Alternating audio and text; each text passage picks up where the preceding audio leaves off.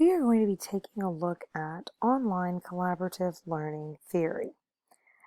This particular learning theory is one that is based on collaboration and discourse of students to facilitate learning. This theory is one that is built on several other learning theories. Each of these different learning components have been molded and used to create online collaborative learning. So let's take a look at the history. The constructivist theory is one of the main pieces of online collaborative learning theory. Constructivism is a theory that has been developed with the help of many individuals over time.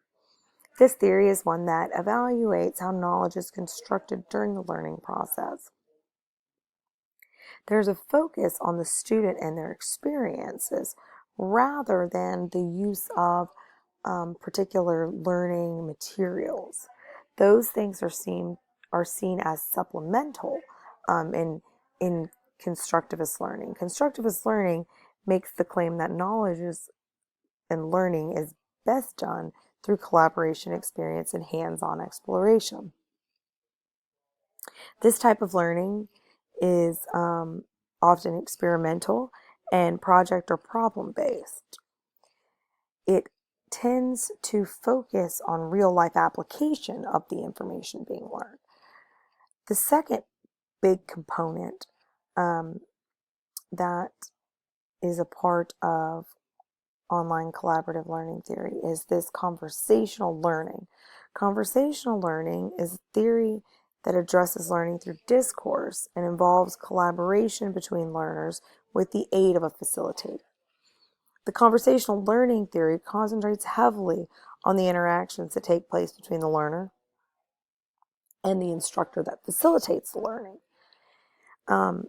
In conversational learning, you're going to see this development of two different types of conversation. You're going to have lower level conversation and higher level conversations. These lower level conversations, they're typically displayed by the learner early on. Will eventually become higher levels of conversation. Those higher level conversations are going to first be modeled by the facilitator in the beginning, and then later on the learner will develop those skills. The third piece that plays a significant role in online collaborative learning is online discussion forums. Over the years, online communication has developed and evolved to keep up with the ever-changing technological advancements. Here are listed are just some of the things that have built on one another over time and brought us to our current capabilities with online discussion. BBC is basically a virtual version of a bulletin board. People post different messages and can go there to receive different messages. This is something that would have been seen in the late 70s. As technology became more advanced on into the 80s, Usenet was created. This was a place for discussion based on particular topics.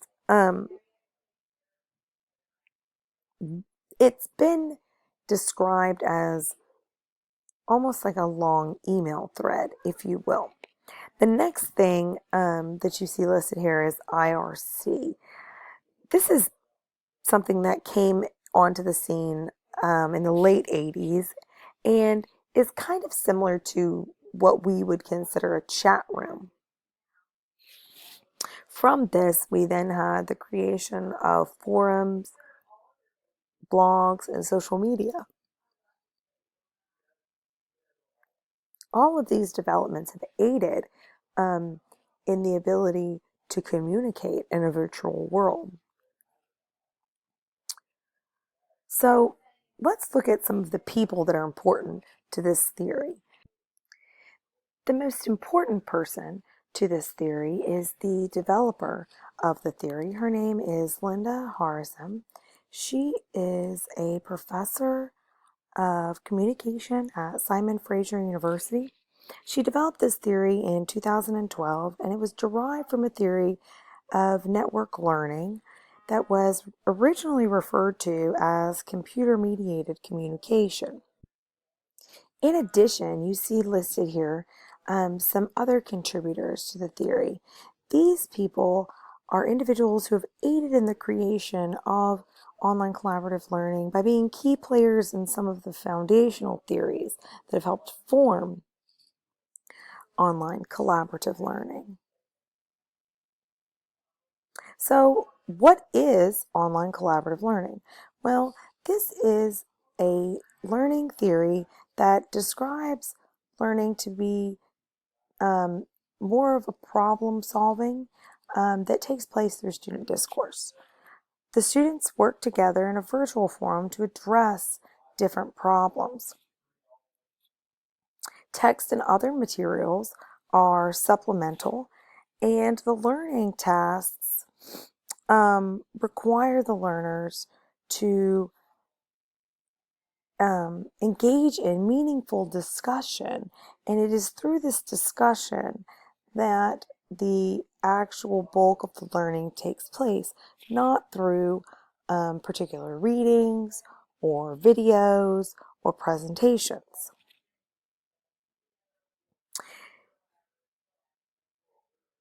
So let's take a look at what are the core design principles of online collaborative learning. As you see here, there are three phases of online collaborative learning theory. The first phase is where the students generate their ideas. In this phase of the process, there is a brainstorming and thought gathering that is taking place. The next phase is where the organizing of these ideas take place. So this is where the students are going to compare the different ideas they have brainstormed and organized, and all of the thoughts offered by the different group members will be brought to the table. The third and final phase of online collaborative learning is the process where students engage in intellectual convergence. Here, the students will begin the process of synthesizing. This is typically the phase where the product of the learning is actually created. During the synthesizing, the students will have a chance to agree, disagree, and work through the creation of an artifact that shows evidence of their learning. Let's take a closer look at a diagram from Harzem. This figure shows the breakdown of how this learning takes place. So here you have the idea generating. You have the experience and the inputs, and you've got all of the different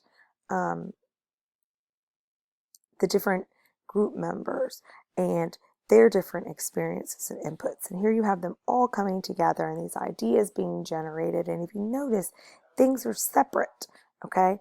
And then when we move into this idea organizing, things start coming together. Things start fitting together. As you see here at the top, you see that the role of the teacher or the moderator oversees each of these steps. This is not done without guidance from an instructor. So after the ideas from each of these individuals are organized and put together, they then move on to this intellectual convergence. This is where they're going to synthesize, and they are going to take all of the things they have and make them into one piece of learning, and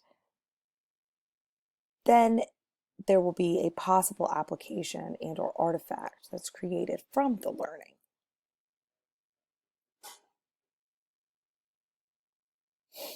So what is the difference between online collaborative learning and other learning theories?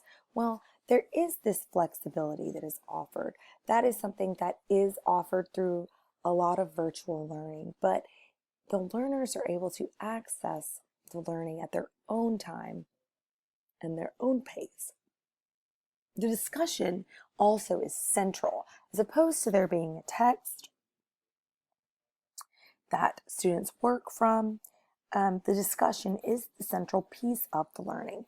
This process that was previously described, that is where the learning is taking place, not where discussion of previous learning is happening, but the actual learning is the discussion. And the text and those other materials, they're merely supplemental. In addition, the discussion is not extra.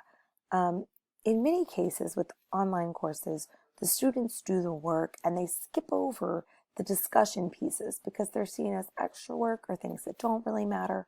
But in online collaborative learning theory, the discussion is the central, most important piece of the online learning experience.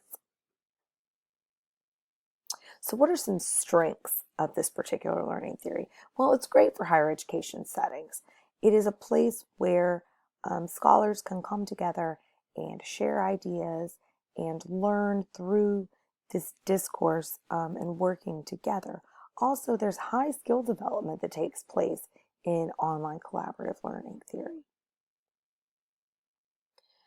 A couple things that, however, do make this particular learning theory a bit of a struggle or could be seen as weaknesses is that it's hard to scale. It is very subjective and it is difficult to scale the learning because the learning is taking place through discussion. Therefore, it is not good for certain disciplines. Disciplines such as science and engineering have been cited as probably not the most appropriate disciplines to apply this particular learning theory.